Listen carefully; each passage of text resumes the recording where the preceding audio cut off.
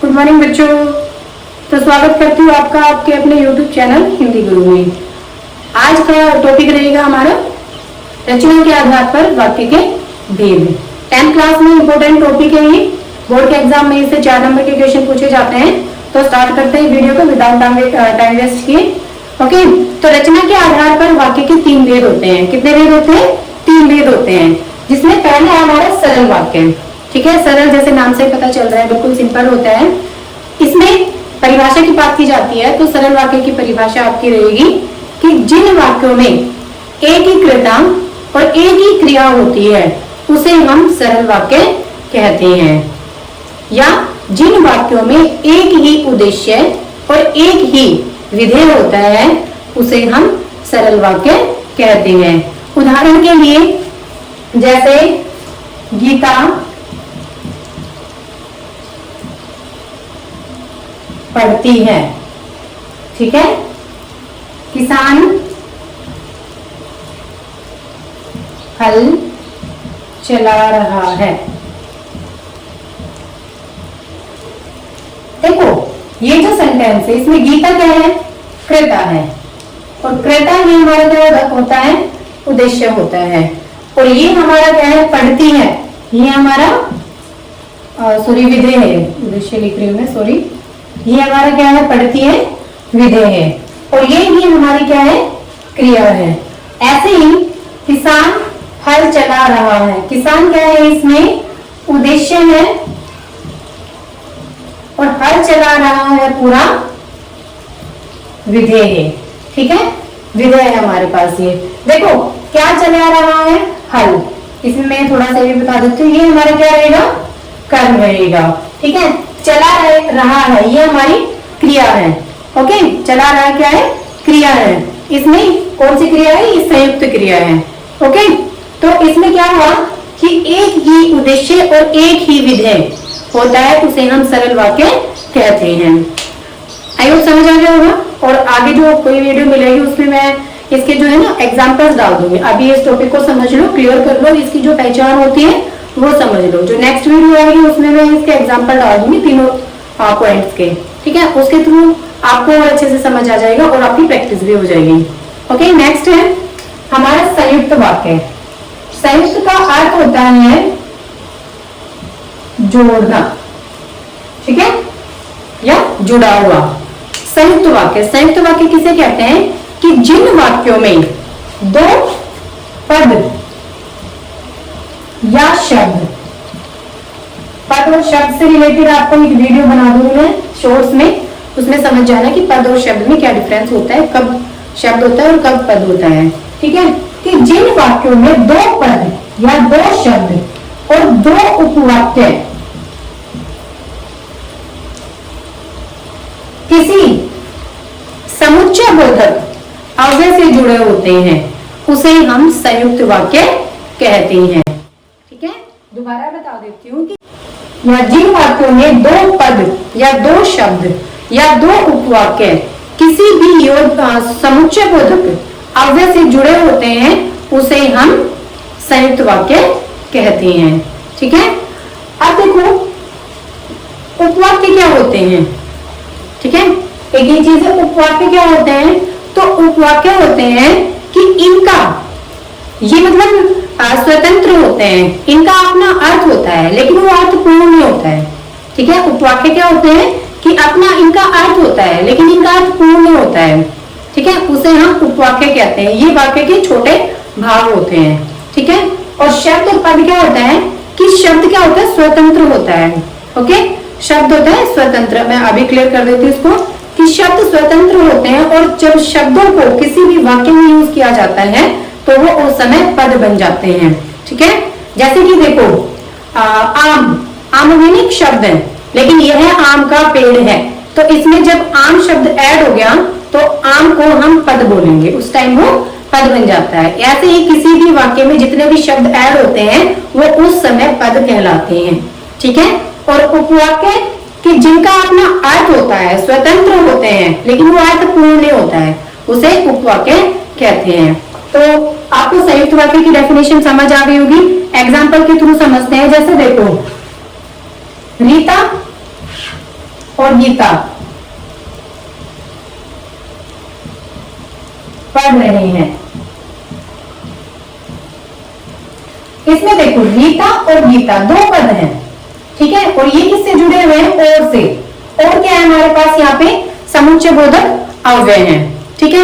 ऐसे ही देखो, मैं कल स्कूल नहीं आ सकता, मैं कल स्कूल नहीं आ सकता,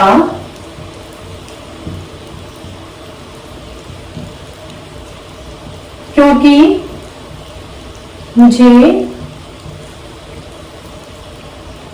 बाहर जाना है, ठीक है। इसमें देखो, मैं कल स्कूल नहीं आ सकता, ये एक उपवाक्य है।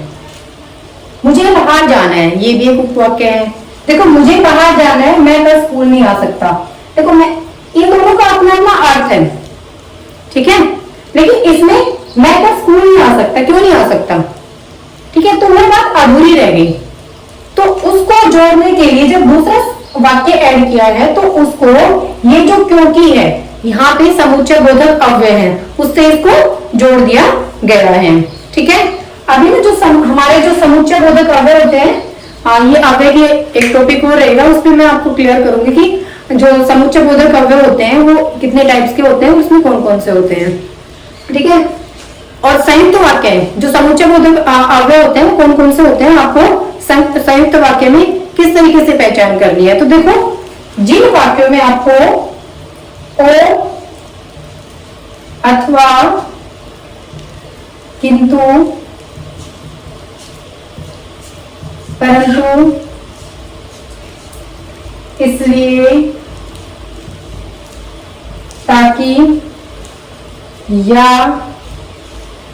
ठीक है, ये जो है आपको समुच्चय बोधक अव्यय मिल जाए, वो आपका संयुक्त वाक्य रहेगा, ठीक है। तो इन दोनों में डिफरेंस क्या देखा आपने? पहले इन दोनों का डिफरेंस क्लियर करते हैं कि आपको इसमें क्या पहचान करनी है कि और अथवा किंतु परंतु तथा या ये मिल जाए, वो आपका संयुक्त वाक्य रहेगा। लेकिन सरल वाक्य में ऐसा हमने कुछ भी नहीं पढ़ा था, उसमें आपको ऐसी कोई भी पहचान नहीं करनी है। तो इस तरीके से सरल वाक्य और संयुक्त वाक्य की पहचान हो गई। अब जो है हमारा थर्ड पॉइंट है मिश्रित या मिश्र वाक्य, इसको पढ़ते हैं।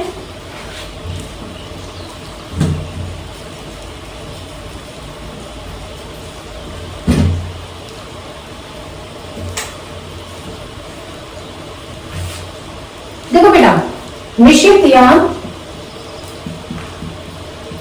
मिश्र उपवाक्य, सॉरी वाक्य, ठीक है, कि जिन वाक्यों में मिश्रित वाक्य किसे कहते हैं कि जिन वाक्यों में एक प्रधान रहेगा कि एक प्रधान उपवाक्य होता है और एक या एक से अधिक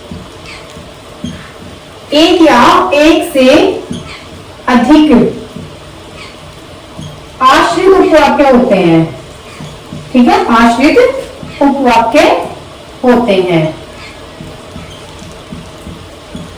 आश्रित कौन से होते हैं? जो प्रधान उपवाक्य पर निर्भर करते हैं, उसे हम आश्रित उपवाक्य कहते हैं। मिश्रित उपवाक्य की परिभाषा फिर देख लो कि जिन वाक्यों में एक प्रधान होता है और एक या एक से अधिक आश्रित उपवाक्य होते हैं, उसे हम मिश्रित वाक्य कहते हैं। जैसे मिश्रित का मिला हुआ रूप, मिश्रित का अर्थ होता है मिला हुआ। तो जिन वाक्यों में एक प्रधान और एक या एक से अधिक, मतलब आश्रित एक भी हो सकता है, एक से ज्यादा भी हो सकते हैं, ठीक है। तो एक या एक से अधिक जिसमें आश्रित होते हैं उसे हम प्रधान मिश्रित वाक्य कहते हैं, ठीक है। अभी इसमें एक चीज और होती है कि जो हमारे कि प्रधान की पहचान कैसे की जाए और आश्रित की पहचान कैसे की जाए, ठीक है। और आश्रित के भी उपवाक्य होते हैं, जो हमारा आश्रित उपवाक्य होता है ना, उसके भी भेद होते हैं, ठीक है। जैसे देखो एग्जांपल पढ़ते हैं। रोहन ने कहा कि तुम बाहर जाओ,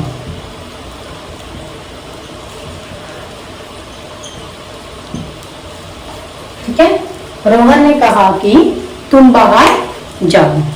इसमें ये वाला जो है हमारा प्रधान उपवाक्य होता है, ठीक है, और ये वाला जो है हमारा आश्रित उपवाक्य होता है, ठीक है। ये प्रधान और ये आश्रित। क्लियर है यहाँ तक? दूसरा, जैसे ही मैं घर पहुंचा,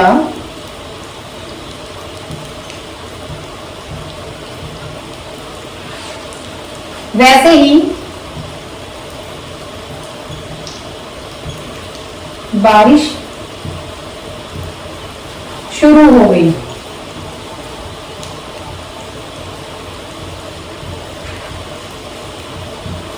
देखो, अब इसमें क्या है कि जैसे ही मैं घर पहुंचा वैसे ही बारिश शुरू हो गई, कि जैसे ही मैं घर पहुंचा, इसमें ये जो जय है ना, ये वाला, ये जो जय है, जैसे शुरू हुआ है, वो हमारा आश्रित रहेगा। क्या रहेगा? ये हमारा आश्रित, और ये हमारा प्रधान रहेगा। क्या रहेगा? प्रधान। ठीक है, इन दोनों की पहचान बता देती हूँ कि जिसमें की आ जाती है, एक तो होता है की वाला, एक होता है जय वाला। ठीक है, तो जहां की आती है, जो की वाले वाक्य होते हैं, ठीक है, जो की वाले वाक्य होते हैं उसमें की के इधर का प्रधान होता है और इधर का आश्रित होता है। ठीक है, और जो की वाले वाक्य नहीं होते हैं उसमें जो जय से शुरू होता है, ठीक है, वो आश्रित होता है, और जो इधर का बचेगा वो प्रधान रहेगा।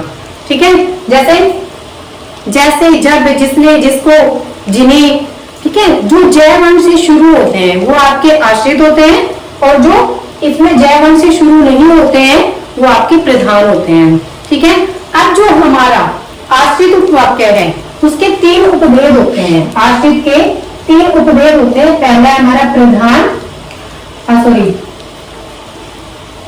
पहला है हमारा संज्ञा उपवाक्य, दूसरा है हमारा विशेषण, और तीसरा है हमारा क्रिया विशेषण।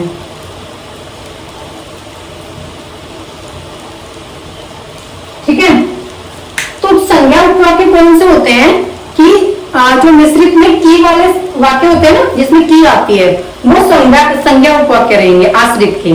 ठीक है, तो इसमें ये जो है की से इधर वाला आश्रित है, तो ये, और ये आश्रित का संज्ञा उपवाक्य है। ध्यान रखना, जिसमें की आती है छोटी वाली, ठीक है, कि जिसमें की आती है वो उपवाक्य जो है आश्रित का संज्ञा उपवाक्य होता है।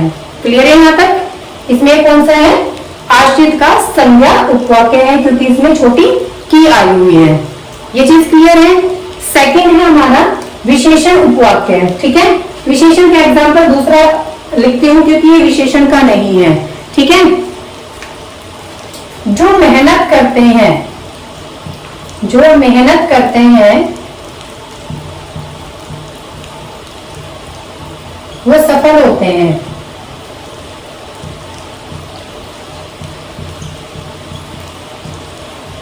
ठीक है, वो सफल होते हैं। अभी थोड़ी देर पहले मैंने बताया था कि इसमें देखो की नहीं है। अब पहले तो आप ये फाइंड करो कि इसमें आश्रित कौन सा है। तो आश्रित इसमें कौन सा है? ये वाला है, क्योंकि ये जो से शुरू है। ठीक है, ये इसमें जय वर्ण आया हुआ है। ठीक है, और इसमें जरूरी नहीं है कि आश्रित आगे रहेगा या प्रधान पीछे रहेगा जय वाले में, या प्रधान आगे रहेगा आश्रित पीछे रहेगा, नहीं, कैसे भी हो सकते हैं। ठीक है, तो इसमें देखो जो मेहनत करते हैं, आपको ये पता चल गया कि आश्रित उपवाक्य है, लेकिन ये आश्रित उपवाक्य का कौन सा भेद है। ठीक है, तो देखो संज्ञा उपवाक्य की पहचान हो गई थी की वाला। इसमें विशेषण में क्या आएगा कि जो किसकी विशेषता बताते हैं, जो संज्ञा और सर्वनाम की विशेषता बताते हैं, ठीक है, उसे हम विशेषण कहते हैं। तो इस सेंटेंस में देखो कि जो मेहनत करते हैं वो सफल होते हैं। ठीक है, इसमें मेहनत करने वालों की विशेषता बताई गई है, तो ये आपका विशेषण उपवाक्य रहेगा।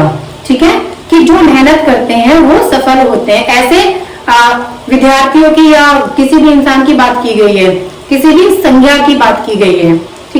उसे हम क्या कहेंगे, विशेषण उपवाक्य कहेंगे। क्लियर है? अब जैसे कि ये सेंटेंस है, ठीक है, जैसे ही मैं घर पहुंचा वैसे ही बारिश शुरू हो गई थी। ठीक है, देखो बेटा ये आपका क्रिया विशेषण है। क्रिया विशेषण के भी 4 भेद होते हैं। उपवाक्य, ठीक है, पहला रीतिवाचक, रीतिवाचक क्रिया विशेषण अव्यय उपवाक्य। इसमें देखो रीति का प्रयोग होता है, ठीक है, इसमें इसी तरीके का प्रयोग होता है। जैसे कि देखो, जैसे ही मैंने सांप को देखा वैसे ही मैं अचानक चिल्ला उठा। जैसे ही मैंने सांप को देखा मैं चिल्ला उठा। चिल्ला कैसे उठा? सांप को देखकर। ठीक है, सेकंड है इसका कालवाचक क्रिया विशेषण। जब मैं स्टेशन पर पहुंचा तब गाड़ी जा चुकी थी। ठीक है, तो इसमें समय की बात की जा रही है कि जब वो स्टेशन पर पहुंचा गाड़ी जा चुकी थी। कब? जब। ठीक है, कैसे? जैसे। जहां कैसे का क्वेश्चन लगाने से हमें आंसर मिले जैसे, वहां आपका रीतिवाचक क्रिया विशेषण वाक्य रहेगा। ठीक है, क्योंकि ऐसे भी पूछ लिया जाता है। उसके बाद है स्थानवाचक क्रिया विशेषण। स्थानवाचक में जगह का बोध होता है। ठीक है, जैसे जहां तुम बैठे हो वहां पर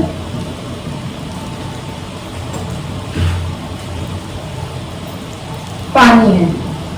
मैं वैसे ही सेंटेंस लिखती हूँ।